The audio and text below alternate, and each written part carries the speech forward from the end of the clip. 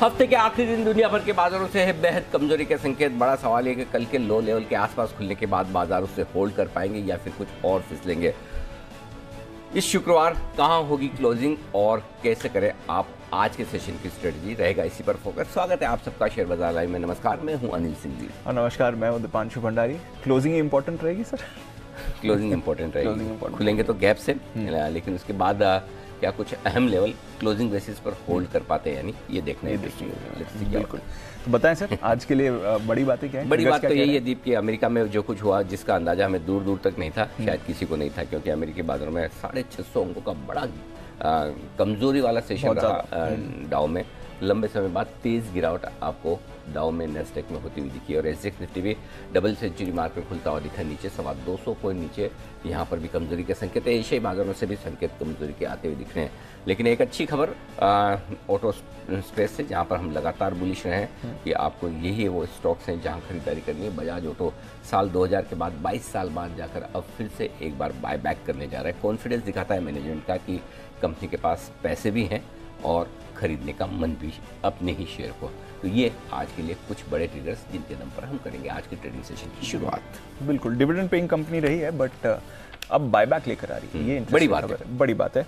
तो बजाज ऑटो पर हमारा फोकस है, बाकी ऑटोज भी अनिल जी ने कहा ही है, इसको अपने रेडार पर रखिए। एसजेएक्स निफ्टी भी सर वैसे देखेंगे तो नीचे से रिकवर करते हुए आपको दिख रहा है। 16,200 का लो बनाया था, तो वहाँ से एटलीस्ट 40 पॉइंट की रिकवरी है। बट ग्लोबल मूड माहौल आज वैसे काफ़ी खराब है sir. Across the board selling आ रही है। कुछ खबर आई नहीं, बट जो खबर आने का इंतजार है उससे पहले बाजार हल्के हो गए। कैसे समझना चाहिए सर? कल 650 अंक डाउ फिसला है। खबर आने के बाद गिरने में और खबर आने के पहले गिरने में बड़ा फर्क है जी। खबर आने के पहले ही अगर आप गिर, मतलब ये तो ऐसा हो गया कि जैसे आज मेरा एग्जाम का रिजल्ट आने वाला है, शाम को रिजल्ट मिलेगा जी, और उसके पहले सुबह सुबह पापा मेरी पिटाई करना शुरू कर दें कि बेटा तेरा रिजल्ट आने वाला है, जरा पिट के ही जाए पहले से, तैयार पहले रिजल्ट लेने जाए उससे पहले पिटाई खा के जाए। ये वैसे ही हाल है। करेक्ट, मतलब आने तो बाद में पीट लेना। अब प्रॉब्लम वही है, इन्फ्लेशन के डेटा आए नहीं उससे पहले अमेरिकी बाजारों की पिटाई हो गई। तो ये कॉन्फिडेंस दिखाता है कि कितना खराब हो सकते हैं। सेम सिचुएशन है कि इन्फ्लेशन के नंबर ज्यादा आएंगे, सबको पता है, इसमें कोई नई बात नहीं है। 8.3% का अनुमान लगा रहे हैं, थोड़े हायर साइड पर लगा रहे हैं, सारी चीजें सब है। लेकिन उस डर से पहले गिर जाए, चलो गिर भी जाए कोई दिक्कत नहीं, गिरी है, थोड़ा सा मूड खराब कर लिया, 200-300 पॉइंट गिर जाए, लेकिन 650 पॉइंट क्यों? 650 पॉइंट छोटी बात थोड़ी है। और ऐसा क्या इन्फ्लेशन के डेटा में 8.3% है, जो मतलब इतना ज्यादा हो गया कि जिसकी वजह से ये दो चीजों को रिफ्लेक्ट कर रहा है। एक, आंकड़ों को लेकर कहीं कोई राहत के संकेत नहीं है, ये बाजार मानकर चल रहा है। और ये भी मानकर चल रहा है कि न सिर्फ ये वाला 8.3%, आगे भी जल्दी से कमी होगी, इसको लेकर कॉन्फिडेंस नहीं है। तो खाली एक इतनी सी चीज पे नहीं गिरता कि इन्फ्लेशन के आंकड़े खराब आएंगे। और दूसरी चीज ये कि मतलब बाजारों में का कोई रीजन ही नहीं मिल रहे अब। तो ऐसे में अगर कितने समय तक आप थोड़ा रेंज बाउंड रहेंगे और फिर स्पेशली रेंज के ऊपरी सिरे पर हों और आपके नंबर आने लगे, तो आप सोचेंगे चलो छोड़ो जाने दो। और इन बड़े आंकड़ों के पहले अगर आपके पास खरीदारी नहीं है तो फिर वो सारी चीजें मिलाकर जो कुछ दिखता है वो कल अमेरिका में दिखा है। तो मेरे ख्याल से कि जो इतनी तेज गिरावट आई है, एक तरह से अच्छा ये है कि इन्फ्लेशन आंकड़े के आने के बाद शायद ना गिरे, हो सकता है आंकड़े उतने बुरे ना आए तो थोड़ा ठीक भी हो जाए। चीन के आंकड़े अभी आए तो वो उम्मीद के मुताबिक थोड़े बेहतर ही हैं। चीन के आंकड़े जो इन्फ्लेशन के आए कहीं किसी तरह से खराब नहीं है, जैसी उम्मीद थी उसी के आसपास आते हुए दिखे। अब देखते हैं अमेरिका में आज महंगाई के आंकड़े किस तरह के आते हैं, लेकिन उससे पहले जो मार पड़ी वो इंपॉर्टेंट आंकड़े के लिहाज से कम है, बाजार के लिहाज से ज्यादा है। और इसका एक सिंपल सा सॉल्यूशन दीप एक ही है, लगातार जो दिख रहा है, जिन लेवल्स के आने के पास आपको लगेगा कि बाजार बढ़िया तेज हो सकता है, वहीं से पिटाई होगी। जिन लेवल्स के आसपास आकर आपको लगता है कि नहीं अब तो गया, वहीं से रिकवरी आएगी। 33,500 लगातार हम बात करें, 33,500 के रेंज में 3 दिन बिताए, पिटाई हो गई। 31,200 के आसपास उस रेंज में 3-4 दिन बिताए, ऐसा लगे गया, रिकवरी आ गई। सेम अमेरिका वही कर रहा है जो हम कर रहे हैं, या हम वही कर रहे हैं जो अमेरिका कर रहा है। जैसे भी मानना है मान लो, अपनी मुंह ऊपर रखनी तो बोल दो हम जो कर रहे हैं वो अमेरिका कर रहा है और फॉलो करना है तो उधर से कर लो। बट हो वही रहा है कि रेंज बाउंड मार्केट है। रेंज बाउंड मार्केट में ऊपर के लेवल पे आपको तेज सप्लाई आती दिख रही है, नीचे के लेवल से सपोर्ट आता हुआ दिखता है। सो आप हायर रेंज से थोड़ा से नीचे गए, बहुत बड़ी चिंता की बात नहीं है। साइज ऑफ फॉल चिंता की बात है, अनएक्सपेक्टेड फॉल चिंता की बात है, बाकी रेंज बाउंड ट्रेड को अगर आप देखो तो बहुत चिंता की बात है। तो ये तो होना ही था, मतलब उस लेवल के आसपास, तो सिंपल सी बात। बाकी तो ठीक है सर। एक जब भी ऐसा मूड माहौल होता है, लोगों के मन में फिर से डर आ जाता है, क्या करें, पैसा लगाए निकाल लें, फिर से चिंता बनने लगती है। थोड़ी रिकवरी आई थी, मूड माहौल अच्छा हुआ था, अब देख रहे हैं 16,700 से हम वापस रिवर्स होते हुए दिख रहे हैं, आज गैप डाउन के भी आसार हैं। क्या करना चाहिए इस समय मार्केट माहौल को देखते हुए, स्पेशली अगर आपने इन्वेस्ट करा हुआ है बाजार में? देखिए, दो चीज़ें, आपने इन्वेस्ट किया है, इन्वेस्ट हफ्ते 10 दिन के लिए किया है, महीने 2 महीने के लिए किया है, साल 2 साल के लिए किया है।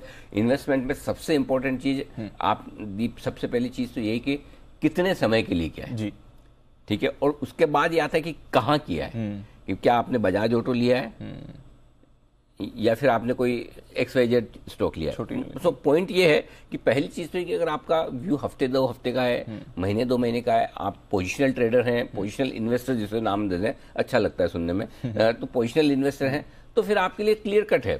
सेल ऑन राइज का मार्केट है ही है कि ऊपर के लेवल पे आप हल्के होते रहे, वापस आपको मार्केट नीचे का मौका देता है। और दूसरी चीज़ ये चौके छक्के मारने वाला मार्केट रहा ही नहीं, आपको सिंगल सी लेने, एक दो लेकर भागते रहिए। 5% बना, 7% बना, थैंक यू वेरी मच।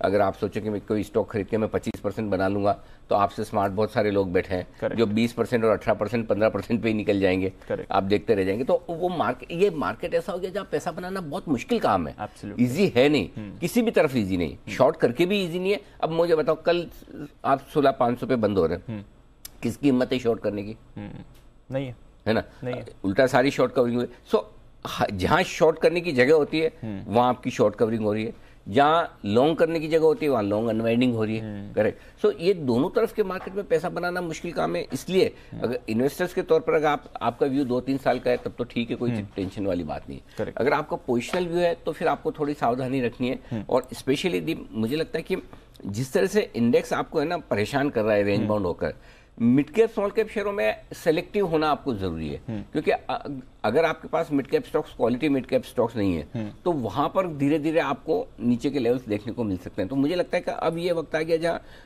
जबकि हम कह रहे थे पहले कि जून के महीने में थोड़ी बढ़िया तेजी बन सकती है, हल्की फुल्की बनी भी, लेकिन मिड कैप वो ताकत दिखा नहीं रहे जो चाहिए आपको। सो आई थिंक अगर आपको निकलना ही है तो मिड कैप शेयरों में से हर राइज पे, हर उछाल पे निकलने की कोशिश कीजिए। और ये ठीक उसी तरह से जैसे मैं मेटल्स और आईटी के लिए कह रहा हूँ, हर उछाल पे निकलने की कोशिश कीजिए। कल आप देखिए इतने मजबूत बाजार में आईटी मेटल का क्या हाल था, बुरा हाल था। 4-3-4% सारे मेटल स्टॉक डे लो पर बंद हुए। करेक्ट। कल रात को यूएस में देखिए 5 से 6% वहां का मेटल इंडेक्स गिरा है, आईटी इंडेक्स 3% गया है। सो आई थिंक मेटल और आईटी यहाँ पे लंबी तेजी के बारे में सोचना है, बीच बीच में आएंगे चांस मिलते हैं, वो उसमें अपने ध्यान यही रखना है कि निकलना है बस। करेक्ट। लेने का ध्यान इन दो में रखने, लेने का ध्यान बैंक और ऑटो में ही रखना है। दो ही सेफ है। आप देखिए ऑटो में आज थोड़ा जोश, बजाज ऑटो, अब अच्छा दिन होता तो सब भाग जाते। करेक्ट। दिन खराब है तो ठीक है, देखते हैं क्या कुछ होता है। सो पॉइंट क्लियर कट है। जहाँ जो आपका सवाल है कि इन्वेस्टर्स और ट्रेडर्स को क्या करना चाहिए, ट्रेडर्स के लिए तो बिल्कुल ये ओवरनाइट पोजीशन रखने जैसा मार्केट बहुत ही मुश्किल हो रहा है, क्योंकि आप जहाँ बंद होते हैं उसके विपरीत खुलते हैं, उसके विपरीत बंद होते हैं, बिल्कुल वैसा हाल है। इन्वेस्टर्स को धीमे धीमे जो भी कमजोर क्वालिटी के शेयर हैं उन, और स्पेशली मिड कैप में जो कमजोर क्वालिटी के शेयर हैं वहाँ हल्का करना चाहिए, अंडरस्टूड सर। तो ये है आपके लिए राय। अगर आप थोड़ा पोजिशनल व्यू ले रहे हैं इस बाजार का, ट्रेडिंग के लिहाज से भी देखें सर, जैसे आप बता रहे हैं, अब कल जैसे 16,350 से हम रिवर्स हो गए, 16,500 पर बंद हुए, कॉन्फिडेंस वहां से बढ़ा होगा। वैसे तो हम ट्रेंड लोअर कर रहे हैं, 16,400 के नीचे भी क्लोजिंग मिल गई। अब जब ऐसे गैप डाउन होते हैं, उसके बाद ऑलरेडी ट्रेंड अपना नेगेटिव है, बट जब ऐसे गैप डाउन होते हैं तो फिर सपोर्ट रेजिस्टेंस का क्या होता है? दीप देखिए, बहुत क्लियर कट है। बहुत तेज गिरेंगे तो वहाँ डरना नहीं, लेना है। और बहुत तेजी से भागेंगे तो वहाँ ज्यादा ओवर एक्साइटेड नहीं होना। देखो एक चीज समझ लो, बहुत क्लियर कट एक फंडा मैं बता रहा हूँ, ये जो कुछ भी 2 हफ्ते से मार्केट में चल रहा है, क्या हम बहुत तेजी से गिर जाएंगे या क्या हम बहुत तेजी से बढ़ जाएंगे, ऊपर ब्रेकआउट हो जाएगा या नीचे ब्रेकडाउन हो जाएगा, ये इस तरह के मूव से नहीं होगा। राइट। नहीं होगा होगा एक ही चीज से, किसी न किसी खबर से। खबर के बगैर आप रेंज को नहीं तोड़ेंगे, ये लिख के रखिए। खबर के बगैर अगर मार्केट ट्रेडिंग रेंज के ऊपर पे आया, वहां सप्लाई आ जाएगी। ट्रेडिंग रेंज के नीचे की तरफ आया, खाली इंडेक्स मूवमेंट से अगर ये होगा ना, कुछ नहीं होगा। और या तो फॉर एग्जांपल एक खबर ले ले रशिया यूक्रेन, ये ऑफिशियली रशिया यूक्रेन का आ जाता है कि हमारा युद्ध खत्म, तो आप ट्रेडिंग रेंज का हायर एंड 16,600-675 का जो है वो पार करके निकल सकते हैं। अगर आप 400-500 के आसपास हैं तो जी करेक्ट। अगर आप 16,100 के आसपास हैं और खबर है आगे कि मामला बिगड़ रहा है, रशिया तो तैयार ही नहीं, लंबा खींचेगा या जो भी आगे कोई भी खराब खबर आए जैसा भी जो होना, तो आप 15,740 या उसको तोड़ने की कोशिश करें। सो पॉइंट ये है कि बड़े मुंह के लिए इन चीजों से हो सकता है आपका इन्फ्लेशन अगर आज रात को 8.5 के ऊपर आ जाए, तब तो फिर वो भी खबर है, बड़ी खबर है ना। तो कोई न कोई खबर चाहिए जी। बिना खबर के आप रेंज में रहेंगे और उस रेंज में ओवर एक्साइटेड नहीं होना है। जब बहुत तेजी लगे तो देना है, बहुत मंदी लगे तो लेना है। अच्छा, बहुत मुश्किल काम है दीप, यहाँ बैठ के कहना बड़ा आसान है। सीरियसली जो लोग करते हैं वो जानते हैं कि मतलब आप कैसे लेंगे 16,250 पे, पॉसिबल ही नहीं है। और कैसे आप 16,500 पे शॉर्ट करेंगे, पॉसिबल ही, बहुत मुश्किल काम होता होगा, आई कैन अंडरस्टैंड। लेकिन बात वही है, आसान काम करके पैसे बच जाते तो फिर सब लोग सारी नौकरियां छोड़कर, फैक्ट्रीज बंद करके, बिजनेस बंद करके 1.25 से 3.5 बाद में लाइफ क्या करते सब इतना आसान नहीं है ना। आसान होता तो फिर सब लोग यही काम कर लेते हैं, क्या दिक्कत है। सो मुश्किल काम है, बट नहीं कर पाए तो बेहतर है कि अटेम्प्ट ना करें, शांति से बैठें। ये मार्केट थोड़ा सा आपको मुश्किल दे सकता है, तो इसलिए कम काम करेंगे, नहीं करेंगे तो भी कोई फर्क नहीं पड़ता। ये क्लियर है। कई बार होता है ना, स्पोर्ट्समैन होते हैं, खेल रहे हैं, इंजरी हो जाती है, और सबसे बड़ा स्पोर्ट्समैन के लिए तकलीफ ये होता है कि उसको बोले कि तुम बाहर बैठो और देखो खाली, करेक्ट, तुम खेल नहीं सकते, मुश्किल है। और उसके जो दिल में होता है ना कि अरे यार मैं खेल ही नहीं पा रहा। लेकिन कुछ कुछ इंजरीज ऐसी होती है जिसको आप समय देंगे तो ही वो ठीक होगी। वो पेशेंस चाहिए, वो पेशेंस चाहिए। आपको बाहर बैठना है जब तक आपको टिश्यूज डैमेज हो गए, भाई बैठो, आराम करो, रिकवर होने दो, तो और नहीं तो टांग तुड़वा बैठोगे। तो आपको ये डिसाइड करना है कि इस तरह की सिचुएशन में आपके जो टिश्यूज डैमेज हुए हैं, फाइनेंशियल टिश्यूज वो आप कितना रिपेयर होने, हाँ, वो उसको समय के साथ रिपेयर होने दें। करेक्ट। नहीं जल्दबाजी करेंगे, हड़बड़ी करेंगे तो कुछ और काम उल्टा सुल्टा कर देंगे। तो इसलिए शांति से बैठिए, कोई दिक्कत नहीं। चलिए शांति से बैठिए, कोई दिक्कत नहीं है। पर जो करना चाहते हैं सर, और एटलीस्ट बाजार का मूड माहौल आज बड़े इवेंट से पहले अगर समझना है तो क्या है? एक्चुअली कल तक तो पता भी नहीं था कि इतनी बड़ी इवेंट है। आज क्योंकि मार्केट इतना गिर गया दीप, तो ऐसा लग रहा है कि आज की अमेरिका की महंगाई दर के आंकड़ा इतनी बड़ी इवेंट हो गया है जी। यही बाजार है, यू नेवर नो क्या कब कौन सी चीज। मुझे याद है दीप की कुछ साल पहले क्या, ये साल 2008 के आसपास की बात है, दोपहर में 12 बजे महंगाई का आंकड़ा आता था जी। बिल्कुल, हाँ। और 12 बजे महंगाई के आंकड़े पे 2% सेंसिटिविटी ऊपर नीचे हो जाते हैं। और आजकल महंगाई के आंकड़े अब वापस थोड़ा देखने लगे। बाकी एक जमाना था मार्केट के लिए सबसे इंपॉर्टेंट टाइम होता था दोपहर में, यूरोप कब खुलता है, 12:30 और कैसा खुलता है। करेक्ट, मतलब अमेरिका भी नहीं, हम भी नहीं, यूरोप खुलेगा उससे डिसाइड होता है। बिल्कुल। सो वक्त वक्त की बात है, हमेशा अलग अलग ट्रिगर्स चलते हैं। आजकल ट्रिगर हमारा डाउ फ्यूचर है। करेक्ट। डाउ देखने के बाद संकेत आज के ग्लोबल साइड पर नेगेटिव हैं, एफआईज के नेगेटिव हैं और शायद रहेंगे भी। अभी इसमें बदलाव की कोई जल्दी से आसार दिखने नहीं। घरेलू फंड्स पॉजिटिव साइड पर हैं, वायदा कारोबार के संकेत है न्यूट्रल, सेंटिमेंट नेगेटिव, नेगेटिव हो चुका है सेंटिमेंट न्यूट्रल से, और ट्रेंड भी नेगेटिव है। ये सारे के सारे संकेत तो पॉजिटिव एक ही है, घरेलू फंड्स की खरीदारी। और कल भी आपने आंकड़े देखे म्यूचुअल फंड्स के, एसआईपी के, मंथली इनफ्लो के आंकड़े। अभी तक तो पैसे आ रहे हैं, 15,000 करोड़ के आसपास का पैसा मिला इक्विटी फंड में। 15,000 करोड़ 20 ट्रेडिंग सेशन है ना, कोई ना निकाले तो 800,000 करोड़ रुपए रोज, 1,000-1,200 करोड़ की खरीदारी करने की ताकत लोकल फंड्स की है। करेक्ट। अब आइए आज दीप है ना, थोड़े से मैंने लेवल्स दिए अलग तरीके से दिए। दो सपोर्ट जोन मैंने 3 निकाल कर दिए। इन केस होगा नहीं, वैसे चिंता मत करिए, just for the sake of it बोल रहा हूँ, ये ब्लैक फ्राइडे टाइप कुछ हो जाए। ग्रीन तो होने वाला नहीं है आपका ग्रीन मॉरल सपोर्ट। हाँ, मॉरल सपोर्ट ठीक है, बाकी आपका ग्रीन फ्राइडे तो होगा नहीं। मैं चाहता हूँ मेरा ब्लैक फ्राइडे भी ना हो, ताकि न्यूट्रली रहे मामला। 16,240, 16,265 यहाँ पर हम खुलेंगे, यहाँ टाइम पास करेंगे, देखते हैं यहाँ से आगे क्या कुछ होता है। इसके ठीक नीचे 16,125, 16,175 अगला बड़ा सपोर्ट है। तो 2 सपोर्ट जोन दिया आज मैंने, एक के बजाय। और इसके नीचे जो स्ट्रॉन्ग बाय जोन आता है वो आता है 16,000, 16,075 का। क्लियर है? तो आज सपोर्ट जोन 2 दे दिए मैंने जी। ऊपर कितना जा सकते हैं? 16,350, 16,425 पहली रेंज है, और उसके पास 16,450 से 16,525 फाइनली। यहाँ पर आप प्रॉफिट बुकिंग करें, शॉर्ट करें, जो मनाए वो करें। ठीक है, ठीक है। बैंक निफ्टी में भी 2 सपोर्ट जोन है। 34,650, 34,825 ये दो लेवल हैं जो सपोर्ट के तौर पर हैं। सॉरी, ये पहला जोन है जो सपोर्ट के लेवल, इसके ठीक नीचे 34,350, 34,525 ये दो सपोर्ट जोन है। इसके नीचे अगर गए तो 34,125, 34,250 स्ट्रॉन्ग बाय जोन निकल कर आता है। तो दो सपोर्ट जोन है और स्ट्रॉन्ग बाय जोन थोड़ा दूर कर दिया है मैंने। अगर अच्छा, एक चीज मैंने और नोटिस की दीप, जब मैं थोड़ा सा गिरावट के को लेकर और फिर भी बड़ा कॉन्फिडेंट हो जाता है, नहीं जहाँ खुलेगा वहीं हो जाएगा, ज्यादा देने की जरूरत नहीं, उस दिन ज्यादा गिर जाता है। करेक्ट। तो मुझे गलत साबित करने के लिए Correct. इसलिए आज मैंने कहा कि चलो ठीक है, दो दे दो तो कम से कम और ज्यादा तो ना गिरे। जहाँ खुले उसके आसपास ही रुक जाए तो अपने आप में अचीवमेंट है। ऊपरी जोन अब दे देता हूँ आपको, वो है 34,825, 34,950 बैंक निफ्टी पर, और 35,000 के पार निकले तो 35,075 से लेकर 35,000 से लेकर 35,175 मान के चल सकते हैं। ये ऊपर की सप्लाई जोन है, ये निफ्टी और बैंक निफ्टी के लिए बड़े लेवल। ठीक है, रेजिस्टेंस और सपोर्ट फिर?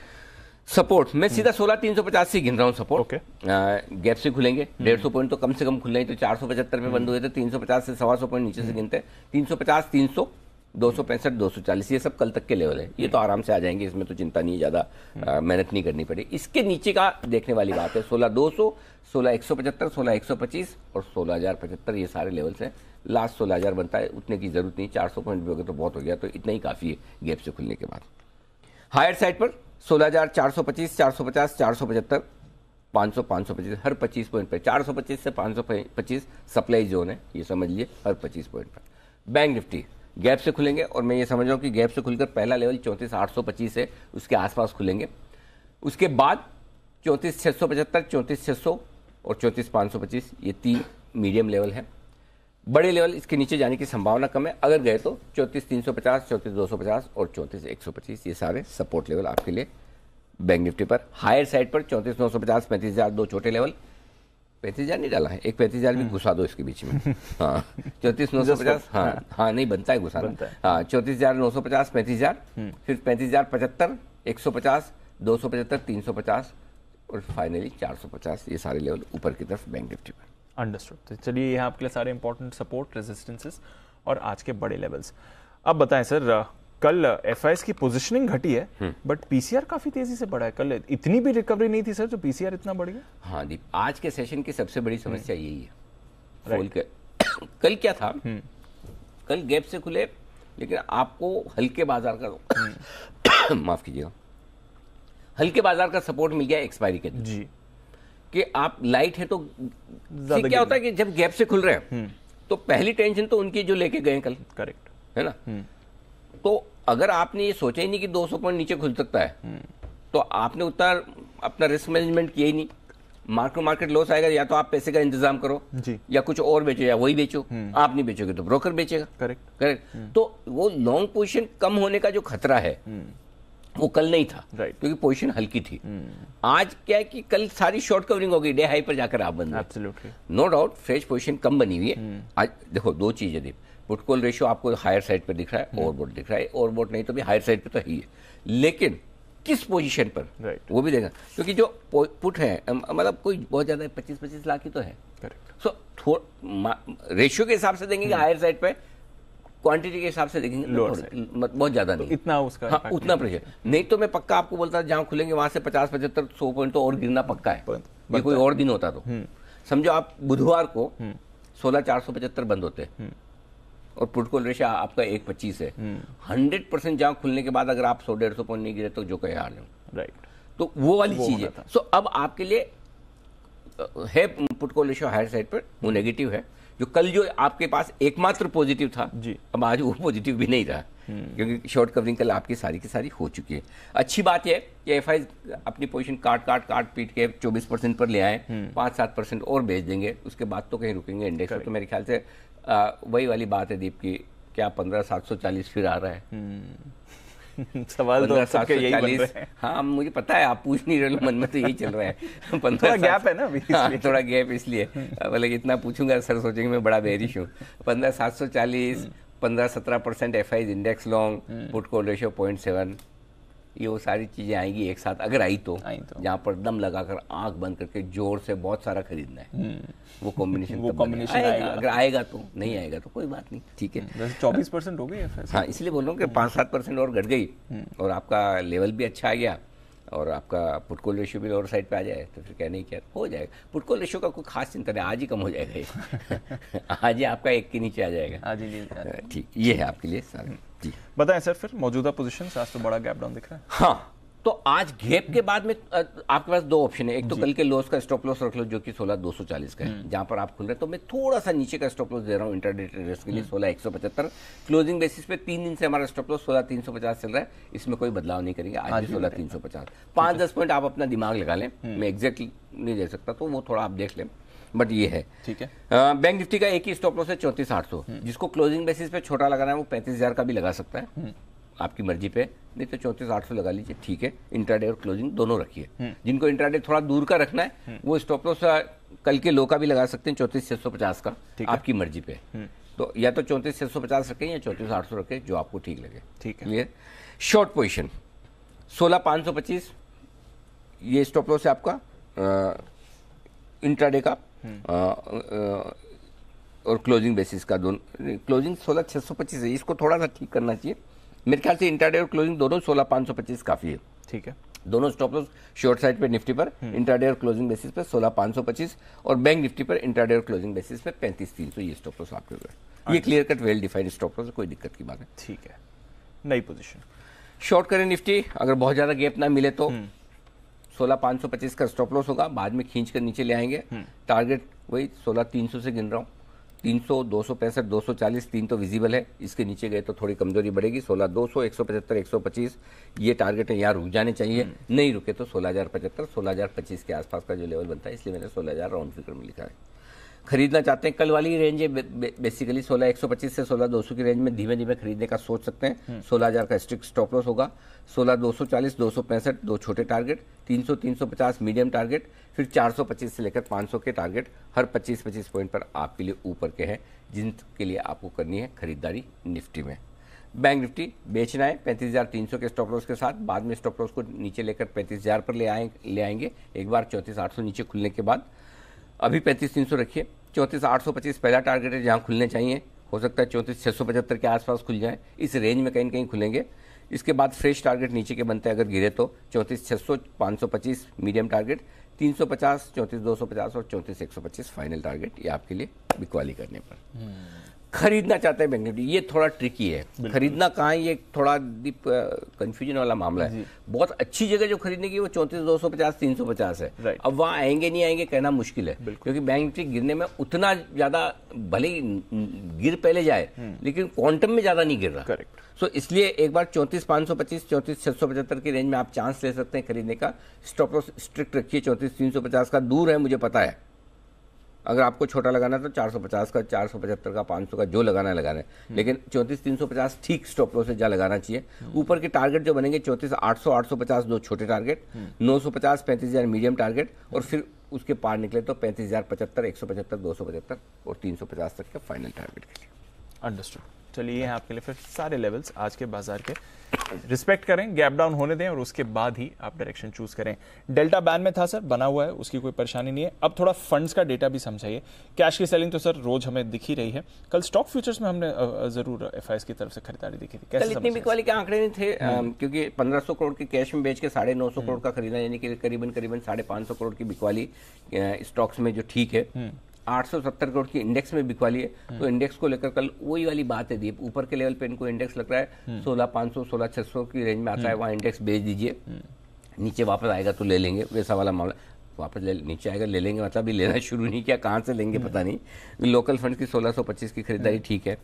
आज से नई वीकली सीरीज की शुरुआत है। सबसे इंपॉर्टेंट लेवल आपके लिए एक ही है, वो है 16,200। ओके, 16,200 के पुट पर हाईएस्ट ओपन इंटरेस्ट है 30 लाख शेयरों का, तो वो आपके लिए तुरंत सपोर्ट है। ऊपर में आपके लिए जो रुकावट की जगह बनेगी वो 16,500, जहाँ 24 लाख शेयर हैं, हाईएस्ट तो नहीं है लेकिन लगभग हाईएस्ट मानकर चल सकते हैं। तो और बीच में बाकी 16,300, 16,400 पर हल्की फुल्की पोजीशंस है, तो 16,200 सबसे इंपॉर्टेंट लेवल। बैंक निफ्टी बहुत ही कम डेटा है, हार्डली कुछ है तो कोई डिस्कस करने की जरूरत नहीं, लेवल्स हम बात कर ही चुके हैं। बिल्कुल, तो चलिए ये है आपके लिए आज की पूरी स्ट्रैटेजी। एक बात है सर, निचले स्तरों से ग्लोबल मार्केट्स थोड़ा रिकवर होते हुए दिख रहे हैं। चीन के बाजार पॉजिटिव टेरिटरी में आ गए हैं, हालांकि वहां पर भी इन्फ्लेशन डेटा आया था। हांगकांग के बाजार नीचे से रिकवर होकर अब सिर्फ 150 अंक नीचे हैं। जापान में ऑफकोर्स प्रेशर है। एसजीएक्स निफ्टी भी उतना खराब नहीं जितना सुबह दिख रहा था, और डाउ फ्यूचर्स में भी थोड़ी थोड़ी खरीदारी आ रही है, 20-25 पॉइंट ऊपर है। ऑफकोर्स कल शाम काफी खराब एक्शन रहा है, तो उसके मुकाबले में तो सुस्ती छाई हुई है, बट हल्की सी निचले स्तरों से आपको पैनिक वाला मामला नहीं है, एशिया मतलब कहीं पैनिक नहीं दिखा। 1-1.25% तो ठीक है, 1-1.5% तक तो बनता है इतना अमेरिका के गिरने के बाद। पैनिक तो तब हो जाए 2-3% हांगकांग चले जाता है ना, कभी भी वैसा नहीं कम से कम आराम है। इसलिए मैंने 2 सपोर्ट रेंज आज इसीलिए दिए। तो आई थिंक हो सके, अगर हम दीप सीधा है कल के लोज होल्ड कर रहे हैं, ठीक है, कोई टेंशन नहीं, कल के लोज के नीचे ही समस्या है। सर वैसे तो आपने कहा है कि एक नज़र अभी डाउ पर हमारी रोज बनी ही हुई है, बट एक आर्ग्यूमेंट ये भी बनता है कि उनका डेटा आ रहा है, हमारे आरबीआई ने तो ऑलरेडी एक्शन ले लिया, हमारे प्रोजेक्शन तो उन्होंने ऑलरेडी सामने डाल दिया, तो उनके डेटा पर आप क्यों इतना रिएक्ट कर रहे हैं, आप क्यों इतना डर रहे हैं? सही बात है, लग रहा है डर, इसलिए डर क्या है सीधी बात है, अपना दिमाग तो चल नहीं रहा। उधर ही आंख लगी हुई है। जब अपना दिमाग काम ना करे तो आप दूसरों को पूछते हैं। तो वैसे ही हाल हमारे बाजार का है। हमारे पास अपने कुछ ट्रिगर है नहीं है, वो हमें समझ में नहीं आ रहा कि किस इस पे अच्छा कितना खराब कितना, तो हम डाउ देखते हैं सुबह शाम। जिस दिन हमें समझ में आ जाएगा फिर ठीक, अमेरिका का अपना अच्छा प्रॉब्लम क्या है, जो इन्फ्लेशन की प्रॉब्लम अमेरिका की वही हमारी है, ब्याज दर बढ़ने की प्रॉब्लम उनकी है वो भी हमारी, तो हमें उसमें भाई भाई जैसा मामला दिखता है, एकदम भाईचारा दिख रहा है। अच्छा इनकी और हमारी प्रॉब्लम सेम, ये गिरे तो हम भी गिर जाते हैं, ये बढ़ रहे तो हम भी बढ़ जाते हैं। एक्चुअली वही है, जब आपके पास कोई खास ट्रिगर अपने ना हो तो आप बाहर से ट्रिगर लेने की कोशिश करते हैं, सिंपल उसी पे अटके हैं। आपको पता नहीं अच्छा लगा बुरा लगा, लेकिन मेरे को जो लगा मैंने बताया। बात तो सही है, वही समझना वही है कि चल क्या रहा है, वैसे ही है। इसलिए अच्छा ये आज से नहीं है जी, लगभग 2 हफ्ते होने आए एकदम। मैं कल भी आपको याद है, मैं कौन ऐसा टीवी पे बोलेगा कि मुझे देखने की जरूरत नहीं, शो देखने की जरूरत नहीं, आप डाउ फ्यूचर देख के खुद ही ट्रेड करो, लेकिन जो है वो बताना पड़ेगा ना। बिल्कुल, मुझे पता है ऐसा बोलने से आप जाएंगे नहीं, देखेंगे कोई जाने वाला नहीं है, खाली डाउ देखने में वो मजा थोड़ी आएगा जो शो देखने में, ऑफ कोर्स। तो ये तो एडवांटेज है ना। तो इसलिए ठीक है, पॉइंट कहने का मतलब है कि आप अपने पोजीशंस के लिए जो आपको व्यू बनाना डाउ फ्यूचर से बनाए। जिस दिन ये कोरिलेशन कम होगा, खत्म होगा, मैं बता दूंगा आपको याद होगा क्रूड से कोरिलेशन खत्म हुआ, हमने सबसे पहले आपको बता दिया कि क्रूड छोड़ दीजिए। पहले एक समय था मैं रोज ये बोलता खाली क्रूड देखो, खाली क्रूड देखो, खाली क्रूड। जिस दिन कनेक्शन चेंज होगा ना, मैं आपको बोल दूंगा। अंडरस्टूड। फिलहाल कनेक्शन वहां पर बना हुआ है, हल्की रिकवरी डाउ फ्यूचर्स में, हल्की रिकवरी एशिया के बाजारों में, सुस्ती वैसे अभी छाई हुई है। आइए देखते हैं आज कौन से स्टॉक्स हैं खबरों के दम पर जो एक्शन दिखाएंगे, और साथ ही ब्रोकरेजेस क्या कह रही हैं। कुशल, अरमान और आशीष हमारे साथ हैं तैयार। कुशल, मॉर्निंग, बताएं क्या आज के ट्रिगर्स और खबरें। मॉर्निंग दीप।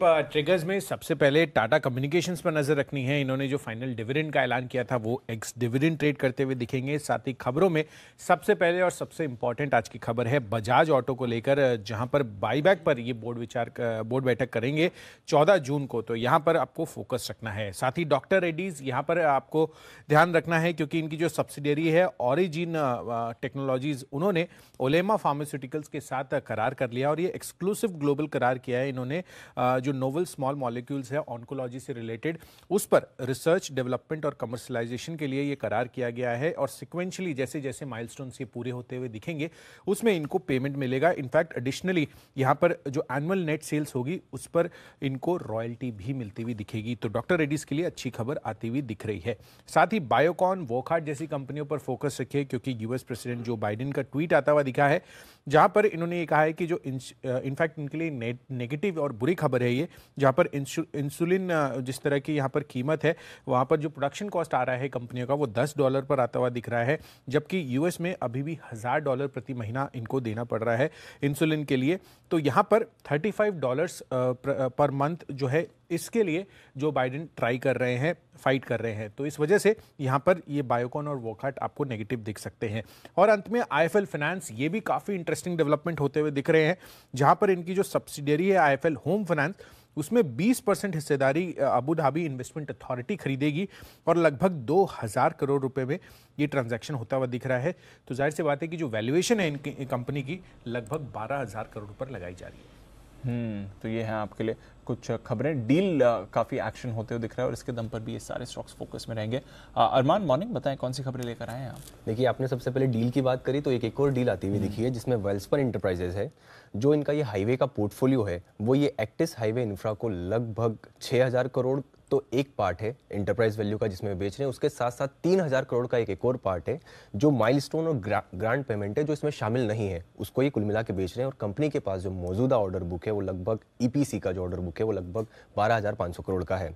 ओरिएंटल एरोमेटिक्स जो महाराष्ट्र में सब्सिडरी की यूनिट है उसे उन्होंने जो प्रस्तावित ग्रीनफील्ड प्रोजेक्ट है उसको पर्यावरण की मंजूरी मिल चुकी है, उसी के साथ साथ अब एचडीएफसी लिमिटेड पर जिन्होंने जैसे जो आरबीआई की दरें बढ़ाई थी उसके साथ साथ उन्होंने ये भी अब उन्होंने सारी बैंक्स रिलीज करती जा रही हैं कि उन्होंने भी 50 बेसिस पॉइंट्स लेंडिंग रेट बढ़ा दिया है।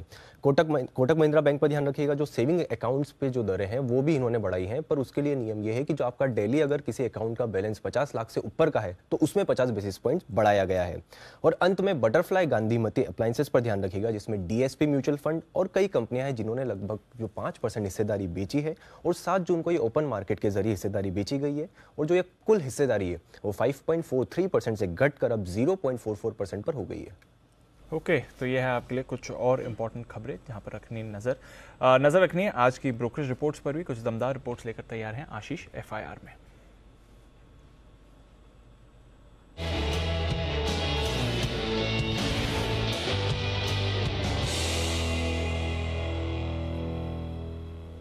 मॉर्निंग आशीष, बताएं आज की जो टॉप खबरें पहले और रिपोर्ट्स हैं वो कौन सी हैं? Good morning Deepanshu. देखिए, अंबुजा सीमेंट के साथ शुरुआत कर लेते हैं। यहाँ पर एचएसबीसी की तरफ से एक रिपोर्ट आई है जहाँ पर रेटिंग को डाउनग्रेड कर दिया। पहले होल्ड की राय देते, अब ये रिड्यूस की रेटिंग दे रहे और लक्ष्य भी देखिए काफ़ी ज़्यादा काटा है, 410 से घटाकर 290 कर दिया। 365 की जो है क्लोजिंग है, काफ़ी नीचे का लक्ष्य दे रहे हैं। लेकिन इसके विपरीत अगर आप देखें तो क्रेडिट स्विस का भरोसा जो है पूरी तरीके से बना हुआ है क्योंकि अभी भी आउट परफॉर्म की रेटिंग को बरकरार रखे हैं 410 रुपये के लक्ष्य के लिए।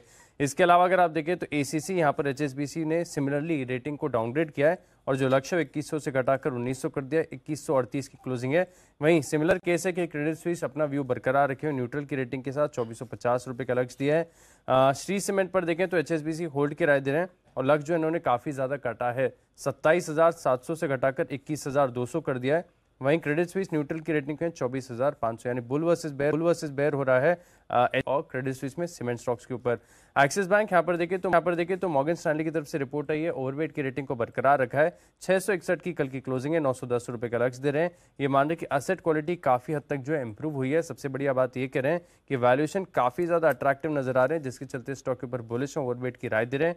कोटक महिंद्रा बैंक, यहाँ पर मॉर्गन स्टैनली की तरफ से रिपोर्ट आई है, इक्वल वेट की रेटिंग को बरकरार रखा, 1865 की क्लोजिंग है, 1965 रुपये का ये लक्ष्य दे रहे हैं और मान रहे कि यहाँ पर काफ़ी बढ़िया ग्रोथ देखने को मिल सकती है। और साथ में ये भी हाईलाइट किया जैसे कि अरमान बता रहे थे कि 50 लाख से ऊपर वाले जो सेविंग्स अकाउंट है वहाँ पर 50 बेसिस पॉइंट ब्याज दरों में बढ़ोतरी की है।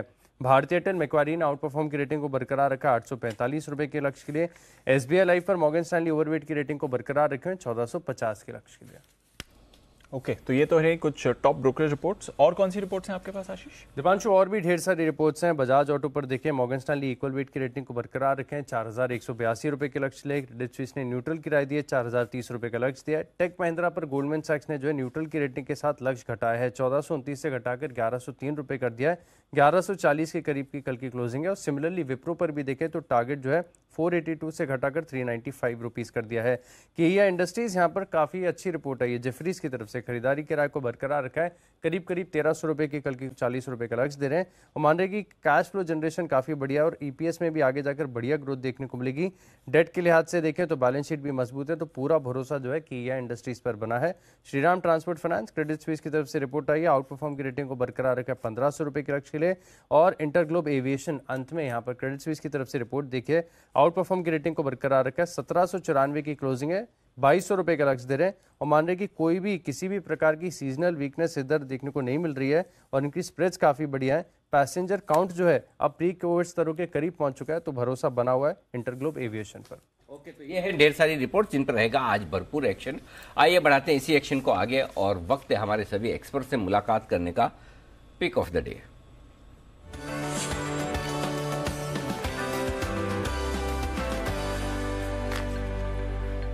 विशेष परिस्थितियों में नोटा का भरपूर इस्तेमाल करने की इजाज़त दी जाती है। और मुझे पता है आप उस अधिकार का उपयोग करेंगे ही, तो क्यों ना उससे पहले मैं ही बता दूं ताकि ऐसा लगे कि मेरे बोलने पे आपको आज़ादी मिली है। बंसल जी सुप्रभात। ओ येलो येलो, बहुत नाइस फेलो, नाइस। ओ कुछ Bright and तो आपको कुछ और पढ़ाया था नहीं? आप बोल नहीं पा रहे। चार्ट कॉर्नर दीप देखे, दीप है ना, जो केजी नर्सरी में पढ़े थे सब भूल गए। येलो येलो नाइस फेलो हमें तो कभी नहीं पढ़ाया, बट आप तो अच्छे ही लग रहे हैं। बंसल जी गुड मॉर्निंग, बताएं सर।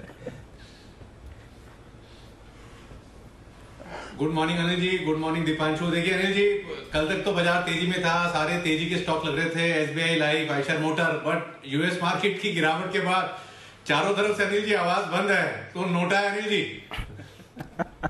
कोई बात नहीं, बिल्कुल आपका नोटा सहर्ष स्वीकार है। कुणाल जी सुप्रभात, बताएं सर। नमस्कार अनिल जी, नमस्कार दीपांशु। अनिल जी देखिए, सोचा तो था 2-3 कॉल्स दूंगा, लेकिन अनिल जी अब सारे कार्यक्रम रद्द हो गए हैं, तो फिलहाल के लिए नोटा अनिल जी मेरा भी। 2-3 कॉल देने जितना काम भी आपने कभी नहीं किया सुबह आज तक। ये वैसे ही नोटा ले लो, ऐसा मत बोलो 2-3 दूंगा।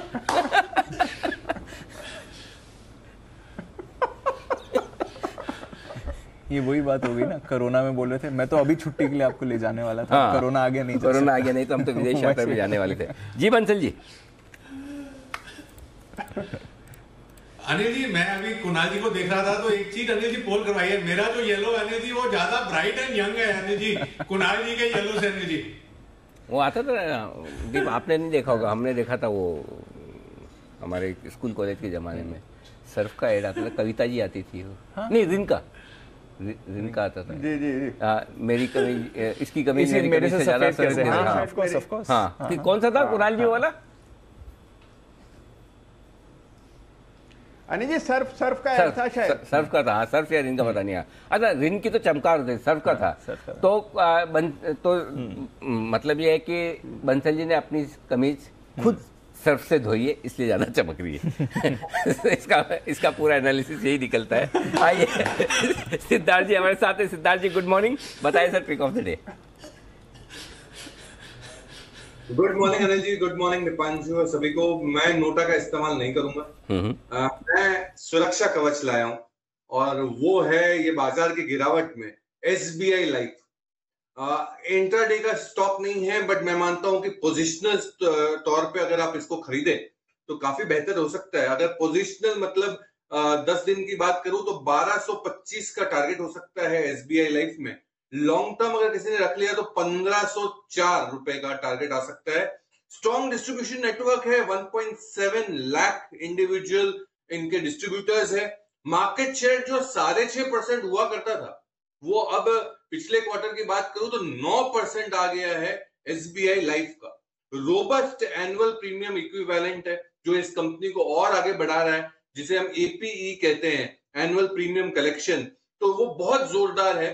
तो एसबीआई लाइफ पे खरीदारी की राय है, बार बार आज के लिए नहीं, कोई पोजिशनल तौर पे अगर आप लेना चाहे तो 1225 का टारगेट रखे एसबीआई लाइफ, एक सुरक्षा कवच। ओके, 1225 और 1504 दो बड़े टारगेट के लिए एसबीआई लाइफ में करनी है खरीदारी। ये है राय आपके लिए सिद्धार्थ जी की तरफ से आती हुई।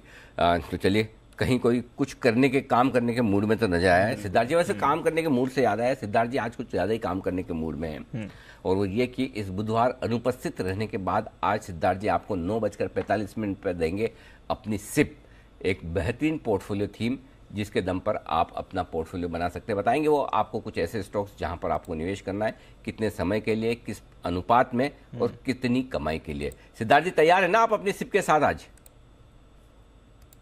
बिल्कुल अनिल जी, एकदम तैयार है। और एक कोइंसिडेंस कि बुधवार को नहीं किया तो आज शुक्रवार को सस्ते दामों में सिप और उसके स्टॉक्स मिल जाएंगे। कर लेंगे 2-4 दिन और रुक जाए फिर। जो हाल दिख रहा है मार्केट का, आप बोलो तो 2-4 महीने के लिए रोक ले। नहीं, आज तो कर लेंगे, अगले हफ्ते फिर लेंगे। चलिए बढ़िया है, उम्मीद करें कि आज का दिन सही और शुभ साबित हो। सुमित जी है तैयार हमारे साथ। सुप्रभात सुमित जी, क्या है विचार, बताएं sir. Good morning Anil ji, good morning. Anil जी, मार्केट्स के अंदर तो वॉलेटिलिटी जारी रहेगी, तो इस वॉलेटिलिटी को देखते हुए जो स्टॉक मेरे रडार पे आया है वो है डॉक्टर रेड्डी। डॉक्टर रेड्डी के अंदर 4300 के आसपास इसमें खरीदारी करके चलने का सलाह रहेगा। नीचे के अंदर इसमें 4200 या 4190 का इसके अंदर स्टॉप लॉस लगाना है। डॉक्टर रेड्डी के अंदर कल एक स्ट्रॉन्ग कैंडल फॉर्म हुई है और लास्ट 2-3 दिनों के हाइज ब्रेक हुए हैं, तो डॉक्टर रेड्डी यहां से ऊपर का मूव एक्सटेंड करना चाहिए और 4400 से 4450 तक का मूव डॉक्टर रेड्डी के अंदर ऊपर की तरफ देखने को मिलना चाहिए। तो एग्जिस्टिंग पोजीशंस होल्ड करें, डिप में खरीदारी करें, 4200 के नीचे का स्टॉप लॉस, 4450 का ऊपर में टारगेट। तो ये है आपके लिए डॉक्टर रेड्डीज में। थोड़ा नीचे खुले 4300 के आसपास मिले, 20-25 रुपए नीचे मिले, तो वहां पर आप देख सकते हैं खरीदारी करने का मौका। 4190 के स्टॉप लॉस के साथ 4400 और 4450 ये दो वो लेवल हैं जिनके लिए आपको रखनी है नजर। आइए इस बीच फार्मा शेयरों की बात निकली तो जरा कुछ फार्मा शेयरों पर सिद्धार्थ जी की राय ली जाए। सिद्धार्थ जी, ये जो डायबिटीज़ की दवाएं बनाने वाली कंपनियां, इंसुलिन बनाने वाली जो कंपनियां, उनके लिए स्पेशली मेरे ख्याल से बायोकॉन हो गई हमारे यहाँ और वो खाड़ हो गई। जो खबरें आई, जो बाइडेन साहब ने कल तगड़ा वाला ट्वीट डाला है, मतलब फटकार लगे, बोले कि $10 में आप बना देते हो एक इंसुलिन की शीशी और बेचते हो $1000 में, मतलब महीने का बिल $1000 आ जाता है हमारे लोगों का। इसको मुझे $35 पे लाना है। वो $35 का फॉर्मूला कहाँ से आया ये नहीं पता, लेकिन 35 पे लाना है, 35 पे लाना है, मतलब 1000 वाला बिल सीधा $35 पे लाना है। सोचो, वो बेसिकली वो कह रहे हैं कि आपका कॉस्ट ऑफ प्रोडक्शन अगर इतना लो है, हाँ, तो आप लोगों से इतना कैसा कमा सकते हैं लाइफ सेविंग ड्रग के लिए, लाइफ सेविंग ड्रग के लिए। तो ये खराब खबर है थोड़ी सेंटिमेंट के लिहाज से उन सभी फार्मा कंपनियों के लिए जो डायबिटीज़ की दवाएं बनाने का कारोबार करती है और स्पेशली जो अमेरिका में करती है। जाहिर सी बात है, बाइडेन साहब बोलेंगे तो कुछ तो असर आएगा ही आएगा, दाम तो कम करने में। बताएं सर, क्या है आपका इरादा? डेफिनेटली अनिल जी, ये नेगेटिव खबर है बायोकॉन, वॉकहार्ड या जितनी भी इंसुलिन बनाने वाली कंपनी है। बट अनिल जी, ये तो इंसुलिन से, इस बार इंसुलिन की खबर है, ये करीबन 1 से 1.5-2 सालों से अमेरिका में प्राइस के गिरावट दिख रही है हमें इन टर्म्स ऑफ जो भी इंडिया से सप्लाई हो रही है। इसीलिए फार्मा शेयरों में जो यूएस में बहुत अच्छी सप्लाईज करती है, फॉर्मुलेशन का जो बिजनेस है, उसमें कहीं ना कहीं यूएस बिजनेस में रेवेन्यू डीग्रोथ दिखा है, कहीं ना कहीं मिस दिखा है, क्योंकि दवाई के दाम वहां पे जो अथॉरिटीज है उसके द्वारा गिराए जा रहे हैं। तो ये बहुत सारी मेडिसिन में हो चुका है, अभी इंसुलिन की बारी आई है, तो ये नेगेटिव है पूरे फार्मा क्षेत्र और इंसुलिन के लिए। तो इसमें फार्मा में मैं एक ही कंपनी के साथ जाऊंगा, वो है एपीआई का बिजनेस और वो होगा डीवीज लैब, जो चीनी कम है, ऑल्दो एक रिजल्ट में गाइडेंस थोड़ा सा मंदा आया। और तो ये है आपके लिए राय इस वक्त आती हुई फार्मा शेयरों पर, जहां पर मामला बायोकॉन 1-2 दिन पहले किसी ने तो शॉर्ट कॉल दिया था। आप में से किसी ने दिया, हाथ खड़ा कर दो, नहीं तो फिर मैं अपने आप ही अपने हिसाब से सवाल पूछ लूँ। कुणाल जी, राकेश जी जरा बायोकॉन पर राय दीजिए, कौन देंगे, कुणाल जी या राकेश जी? अच्छा, राकेश जी ना हाथ। कल राकेश जी को जैसे मैंने बोला था फास्टेस्ट सिंगल फर्स्ट में तीसरे नंबर पे आए थे। मैं तो हाथ इसलिए खड़ा करा था कि हमने सेल कॉल दिया था। हाँ, मैं उसीलिए सेल कॉल के लिए हाथ खड़ा किया। तो वो कहावत सुनी, जो बोले वही कुंडी खोले। आपने हाथ खड़ा किया, चार्ट्स भी आप ही देखिए। और कल जो बोला था मैंने कि तीसरे नंबर पे आए थे कुणाल जी, मंथन जी हमारे। कुणाल जी बेहतर देखेंगे अनिल जी। मैं तो आपसे दिखाऊंगा। ओवर टू यू कुणाल जी, बताएं बंसल जी ने आपकी तरफ टॉस किया बायोकॉन के चार्ट। अनिल जी देखिए, अनिल जी आपकी मेमोरी तो गजब की है अनिल जी, आपको सब याद रहता है। अनिल जी, हम लोग कुछ चीजें भूलना चाहते हैं अनिल जी, वो भी आप याद दिला देते हैं। तो अनिल जी 2 सत्र पहले मैंने और राकेश जी ने बिकवाली की राय जरूर दी थी, हमारा स्टॉप लॉस हिट हो गया। जबरदस्त तेजी कल बनी अनिल जी इसमें। देखो अनिल जी, एक मिनट, हिट तो खाली टारगेट ही होता है, हिट तो टारगेट ही होता है, स्टॉप लॉस को तो ट्रिगर ही कराओ आप। नहीं तो सुमित जी बोलेंगे मेरा टाइटल चेंज करो, सुमित के सुपर हिट नहीं बोले हिट में, तो फिर तो बताओ स्टॉप लॉस ट्रिगर होने के बाद। अब बताइए सर। अनिल जी देखिए, अब चार्ट पर तब्दीली आ गई है और स्टॉप लॉस हिट हो जाने के बाद एक मेजर लेवल के ऊपर कल ब्रेकआउट आता हुआ दिखा। तो अनिल जी अब बहुत संभावना है कि इसमें और ऊपर के लेवल्स आपको देखने को मिलेंगे। कुछ कंजेशन 340 के आसपास है, 340 का लेवल निकाल लेता है स्टॉक, तो फिर आपको इसमें 380 तक का भी एक मूव देखने को मिल सकता है। तो चार्ट बेहतर हुआ है, 340 के ऊपर नई खरीदारी भी कर सकते हैं। ओके, तो ये है आपके लिए बायोकॉन, यहां पर रखिएगा नजर। सिमी जी भी हमारे साथ जुड़ चुकी है। सिमी जी गुड मॉर्निंग, बताएं आपका pick of the day. Very good morning Anil ji, very good morning Deepanshu. मैं नोटा का इस्तेमाल नहीं करूंगी, मैं खरीदने का ही सलाह दे रही हूँ। कल का सेशन में जब क्लोजिंग आया था उससे पहले ही, मतलब पूरा दिन कॉनकॉर कंटेनर कॉरपोरेशन बहुत ही अच्छा परफॉर्म किया था, तो ये स्टॉक रडार में रहना चाहिए। यहाँ पे मैं कंडीशनल बाय दे रही हूँ। अगर आज गैप डाउन ओपनिंग होता है और ये स्टॉक 645-46 के आसपास सपोर्ट लेने का कोशिश करता है तो सिर्फ 5 रुपये का स्टॉप लॉस, 640 का स्टॉप लॉस के साथ कंटेनर कॉरपोरेशन को खरीद कर चलने का सलाह होगा। 670-680 का टारगेट रहेगा। जितना बढ़िया फॉर्मेशन है, ये स्टॉक नीचे खुलता है तो भी मुझे नहीं लगता है कि नीचे सस्टेन करने वाला है, ऊपर आएगा। 670-680 का टारगेट के लिए कंटेनर कॉरपोरेशन को खरीद कर चलने का सलाह होगा 640 का स्टॉप लॉस के साथ। हाँ, अगर 640 का स्टॉप लॉस टूट जाता है तो बिल्कुल निकल जाना चाहिए। ओके, तो ये है 640 के स्टॉप लॉस के साथ गिरावट में कौन कौन खरीदारी करने की राय सिमी जी की तरफ से आती हुई आज आपके लिए। तो इस स्टॉक पर भी फोकस करेगा, गिरावट में खरीदारी का देगा मौका। बिल्कुल, तो रखेंगे नजर कौन कौन, ये भी आ रहा है तैयारी में। सिद्धार्थ जी, बजाज ऑटो पर राय दें सर। 22 साल के बाद, साल 2000 में इन्होंने आखिरी बार बायबैक किया था, 22 साल के बाद ये बायबैक करने जा रहे हैं, कितनी इंपॉर्टेंट खबर है, एंड ऑफ कोर्स आपकी क्या राय है?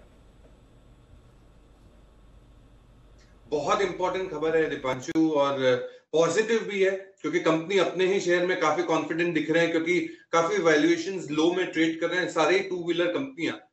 तो मैं मानता हूं कि अच्छा बिजनेस है, बट एक्सपोर्ट्स में मार खा रहा है। तो एक्सपोर्ट्स में जब हम क्वार्टरली नंबर्स देखते हैं तो एक्सपोर्ट्स में मार खा रहा है। तो इस मुकाबले में मुझे हीरो मोटोकॉर्प ज्यादा बेहतर लगता है। बट बजाज ऑटो के बाईबैक में अगर आपको पार्टिसिपेट करना हो तो जरूर करें, पहले प्राइसिंग आ जाए और कितना बड़ा साइज का बाईबैक है वो भी देखेंगे। 14 तारीख को आएगी को है बोर्ड बैठक, तब हमें डिटेल्स और इसकी पता चलेंगे। बट बजाज ऑटो को अपने रेडार पर जरूर रखें। एक बार चार्ट चेक भी ले लिया जाए बजाज ऑटो पर। सिमी जी, कैसा लगता है चार्ट बजाज ऑटो का? दीपांशु, मैं सिर्फ ये कहूँगी कि ऑटो सेक्टर मेरे लिए पॉजिटिव है और मैं कोशिश कर रही हूँ कि मार्केट में जब जब करेक्शन आता है तब कोई भी स्टॉक में खरीदारी करने का ही सलाह मैं दे रही हूँ। सिर्फ टाटा मोटर्स का चार्ट समझ में नहीं आ रहा है क्योंकि वो मुझे बुलिश नहीं लग रहा है, जो मेरा फेवरेट है। बाकी सारे मारुति, हीरो मोटो, बजाज ऑटो सभी का चार्ट अच्छा लग रहा है। लोअर लेवल्स पर जब भी खरीदने का मौका मिलता है तो खरीदने का सलाह भी दे रहे हैं, और ऊपर में जब प्रॉफिट मिलता है तो बुक करने का भी सलाह देना चाहिए क्योंकि मार्केट सस्टेन नहीं कर रहा है। ये देखते हुए मैं ये कहूँगी कि अभी फिलहाल लॉन्ग टर्म के लिए सोचने का ज़रूरत नहीं है। सिर्फ इंट्राडे के लिए खरीदारी डीप में कीजिए और ऊपर में आता है तो प्रॉफिट बुक करके निकल जाइए।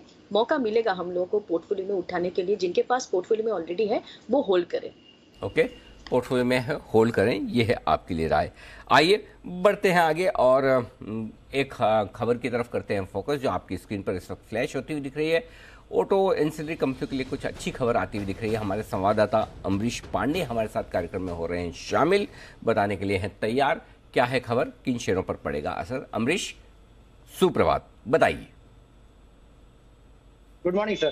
खबर ये है कि हेवी इंडस्ट्री मिनिस्ट्री ने नोटिफिकेशन जारी किया है जिसमें कि तीसरी बार जो डेडलाइन थी, क्वालिटी कंट्रोल ऑर्डर थी, उसको एक्सटेंड किया है। यानी कि जो डेडलाइन थी 21 सितंबर की, उसको बढ़ाकर अगले साल के लिए कर दिया है। अगले साल 22 जून से ये नियम लागू होंगे। नियम क्या कहते हैं? नियम ये कहता है कि खराब क्वालिटी के जितने भी इम्पोर्टेड रिम्स और पहिए हैं वो देश में नहीं आ सकते हैं। अगर आप इंपोर्ट करते हैं तो उसके लिए आपको BIS का सर्टिफिकेशन लेना अनिवार्य है। साथ ही साथ जो इंपोर्ट करके पूरी गाड़ी आ रही है, उस गाड़ी के लिए भी हर पार्ट के लिए आपको BIS सर्टिफिकेशन लेना अनिवार्य था। सरकार ने ये डेडलाइन को थोड़ा बढ़ा दिया है। यानी कि जो ऐसी कंपनी जो कि लग्जरी गाड़ियां बनाती है, जैसे कि टाटा मोटर्स, JLR, इस तरह की जो कंपनीज हैं, उनके लिए एक अच्छी खबर है क्योंकि उनको एक एक्सटेंशन मिल चुका है। इसके अलावा जो सरकार एंटी डंपिंग या डंपिंग जैसी चीजों से बचने के लिए नियम लेके आई थी, तो उन कंपनीज के लिए अच्छी खबर है जो कि देश में इस तरह का निर्माण करती हैं, जैसे कि स्टील स्ट्रिप्स हो गई, व्हील्स इंडिया हो गया, मिंडा हो गया, इस तरह की जो कंपनीज उनके लिए अच्छी खबर है। तो कुल मिलाकर हेवी इंडस्ट्री की तरफ से ऑटो इंडस्ट्री को एक राहत है। जो डेडलाइन थी क्वालिटी कंट्रोल ऑर्डर की, उसको सरकार ने एक्सटेंड कर दिया है, तीसरी बार एक्सटेंड किया है। जी बिल्कुल, तो ये है आपके लिए steel strip wheels, wheels India, Minda corp, ये सारी कंपनियां हैं, इनके लिए अच्छी खबर कि BIS सर्टिफिकेशन के लिए जो समय सीमा है वो थोड़ी और आगे बढ़ाई गई है। ऑटो एंसिलरी स्टॉक्स काफ़ी एक्शन में। मेरे ख्याल से कल गैब्रियल आपने अपने SPL में रिकमेंड किया था सिद्धार्थ जी, अगर मुझे सही से याद है तो बताएं सर, कोई स्टॉक आपको पसंद है यहाँ पर? बिल्कुल अनिल जी, एकदम सही से याद है आपको। और ऑटो एंसिलरी पैक अब आस्ते आस्ते धीरे धीरे ऊपर आ रहा है क्योंकि मुझे लगता है OEMs भी अच्छा करेगा। और ये स्टील स्ट्रिप्स की जो बात कर रहे हैं, एक समय पे हम इसको कवर करते थे, अभी हमारा टारगेट्स भी हो गए थे। तो स्टील स्ट्रिप्स इस पूरे समूह में जो न्यूज खबर है, इसके समूह में मुझे लगता है स्टील स्ट्रिप्स एक बहुत बेहतरीन विकल्प और अच्छी फंडामेंटल कंपनी है। तो ये आपके लिए खबर आती हुई दिख रही है और नजर रखते हैं। स्टील स्ट्रिप्स है, व्हील्स इंडिया है, गेब्रियल इंडिया है, जहां पर आपको रखनी है नजर, एक्शन आते हुए दिखेगा। और बजाज ऑटो तो ऑफ कोर्स आज फोकस में है ही बाय की खबर को लेकर। फार्मा के लिए भी कई सारी खबरें आई हैं और उसमें डॉक्टर रेड्डीज के लिए खबर है। इन्होंने ओलेमा फार्मा के साथ करार किया है कुछ मॉलिक्यूल्स के रिसर्च डेवलपमेंट और इवेंचुअल कमर्शलाइजेशन के लिए। माइलस्टोन बेस्ड पेमेंट्स हैं और अगर आप सारे पेमेंट कंबाइन करें तो लगभग 3400 करोड़ की ये डील बनती हुई आपको दिख रही है। जरा इसके बारे में भी थोड़ी व्यू लिया जाए जहां तक डॉक्टर रेड्डीज का सवाल है। चार्ट पर सुमित जी जरा डॉक्टर रेड्डीज को देखें, कल भी मजबूत था और खबर भी कंपनी के लिए पॉजिटिव ही आई है। बढ़िया है दीपांशु, खबर पॉजिटिव आई है। मैंने बाय का व्यू ही दिया है, मुझे लग रहा है कि ऊपर ही जाना चाहिए। 4450 इसके इमीडिएट टारगेट है और ये लेवल ब्रेक होते हैं तो और भी ऊपर का मूव देखने को मिल सकता है। तो आज कोई भी डिप मिलता है मार्केट की ओपनिंग के अंदर तो उसमें खरीदारी कर सकते हैं और एग्जिस्टिंग पोजीशंस होल्ड रख के चल सकते हैं। तो ये है आपके लिए डॉक्टर रेड्डीज जहां पर आपको रखनी है नजर। फार्मा स्पेस से ये काफी इंपॉर्टेंट रहेगा एंड ऑफ कोर्स बायोकॉन भी काफी इंपॉर्टेंट रहने वाला है और वोकहार्ट पर भी आपको रखनी है नजर। तो ये कुछ फार्मा काउंटर्स हैं जो आज आपको रेडार पर रखने हैं। देखते हैं कैसे रिएक्ट करते हैं, अच्छी बुरी दोनों खबर हैं। IIFL फाइनेंस ये भी फोकस में रहेगा। IIFL होम फाइनेंस में 20% हिस्सा खरीद रही है Abu Dhabi investment authority 2000 crore रुपए में। IIFL फाइनेंस, बंसल जी जरा इसका चार्ट एक बार देखें सर।